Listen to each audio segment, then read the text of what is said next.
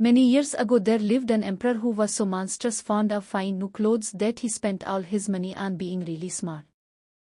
He didn't care about his army, he didn't care for going to the play, or driving out in the park, unless it was to show his new clothes.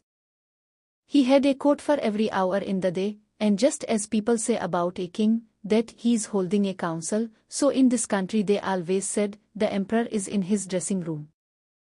In the great city where he lived, life was very pleasant, lots of strangers came there every day, and when they there arrived two swindlers. They gave out that they were weavers, and said they knew how to make the loveliest stuff that could possibly be imagined. Not only were the colors and patterns extraordinarily pretty, but the clothes that were made of the stuff had this marvelous property, that they were invisible to anyone who was either unfit for his situation or else was intolerably stupid. Very excellent clothes those must be, thought the emperor. If I wore them I could tell which are the men in my realm who aren't fit for the posts they hold. Could tell clever people from stupid ones. To be sure that stuff must be made for me immediately. Accordingly he gave the two swindlers a large sum in advance, so that they might begin their work.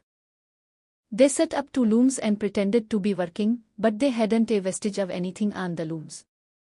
In hot haste they demanded the finest of silk and the best of gold, which they stuffed into their own pocket. And they worked away at the bare looms till any hour of the night. I should like to know how they are getting on with the stuff, thought the emperor. But to tell the truth he had a little misgiving when he reflected that anyone who was stupid or unsuited to his post couldn't see the stuff. Of course, he was confident that he needn't be afraid for himself, all the same he decided to send someone else first to see how things were.